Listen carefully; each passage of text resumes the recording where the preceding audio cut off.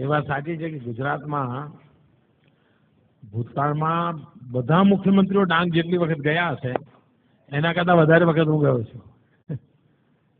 કોઈને પ્રશ્ન એવું છે, સ્વાભાવિક છે, જે કામ કરે ને એને સમયનો પ્રશ્ન જ નથી હોતો. જે ન કરે ને એને સમયના પ્રોબ્લેમ હોય છે.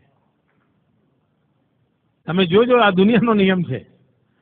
જે નવરો હોય ને એને તમે કહો કે અત્યારે મારે મળવું છે, આવું તો કે ના હમણાં નહીં, હું જરા પછી વાત કરીએ આપણે. નવરો જ હોય સાહેબ. અને જે કામ કરવું હોય કે એમ કરો ને ભાઈ, તો જો 9 વાગે આવી જાવ તો 9 ને 9 ની 5 ની વચ્ચે આપણે એડજસ્ટ કરી લઈશું, બેસી લઈશું, તમે આવી જજો ને. ખરેખર જે કામ કરનારો માણસ હોય છે એને સમયની ક્યારેય ખોટ પડતી નથી. ભરપૂર સમય છે આપણી પાસે. આપણને સમયનો ઉપયોગ આવડતો નથી. વિદ્યાર્થી મિત્રોને મારી વિનંતી છે કે જો તમને શક્ય હોય તો બેન્જામિન ફ્રેન્કલિનનું જીવન વાંચજો. એ અમેરિકાના રાષ્ટ્રપતિ હતા. આમ તો જીવન ચરિત્ર વાંચવા જોઈએ, પણ એમના જીવન ચરિત્રના અંદર વિશેષતા છે. એમને પોતાને શું થતું, કામ બહુ કરે તો લોકો ફરિયાદ કરે કે તમે આ નથી કરતા, તમે મળતા નથી, તમે એટલે પછી એમને થયું સારું આટલું બધી મહેનત કરું તો એમ મને તો ફરિયાદો જ આવ્યા કરે છે.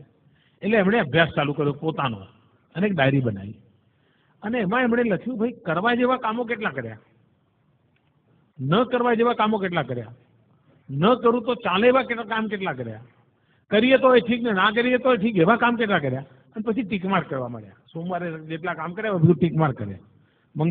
અઠવાડિયા પછી એમણે જોયું કે કરવા જેવા કામ ઓછામાં ઓછા કર્યા હતા અને ન કરું તો ચાલે એવા બધા જ કર્યા હતા.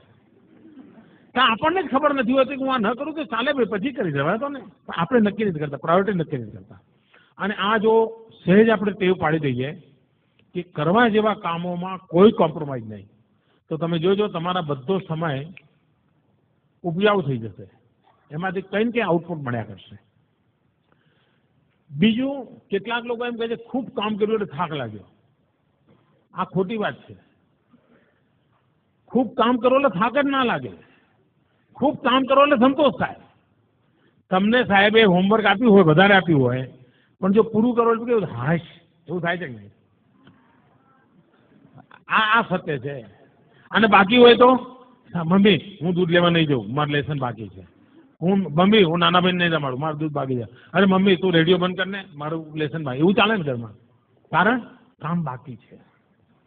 ખરેખર કામ કર્યાનો થાક હોતો જ નથી, કામ કર્યાનો સંતોષ હોય છે. અને જીવનમાં તમે જોજો કોઈ દિવસ કામનો થાક લાગે જ નહીં. આ ખોટું ભ્રમ છે.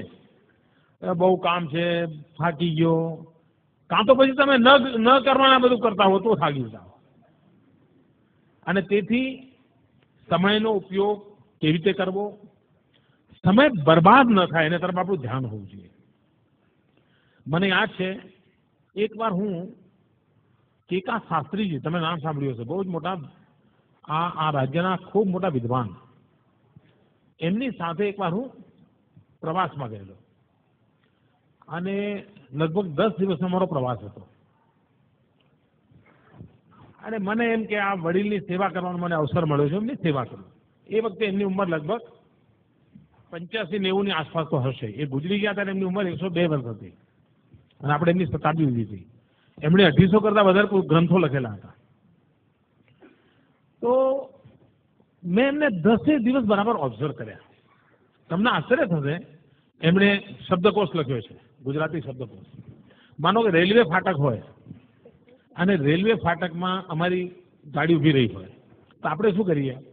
ઊભા રહીને નીચે લટાર મારીએ, યા ત્યાં સિંગ ચણાની લારી હોય તો ત્યાં જઈએ, ક્યાંક ટમેટા મળતા હોય તો એ જઈએ, એવું બધું કરીએ ને.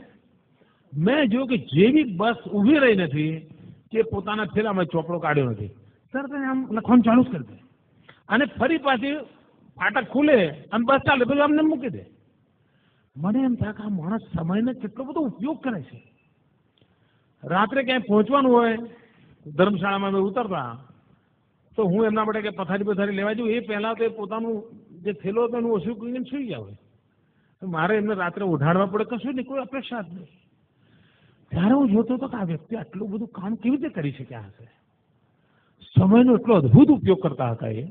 મેં એટલા આમ, અને મારી કાંઈથી મેં જોયું છે ને, અને મને તાજુબ હતું અને એમના જીવનક્રમની અંદર પૂજા પાઠ, લેખન, વાંચન આ ચીજમાં કોઈ 1 મિનિટનો ફરક નહોતો પડતો.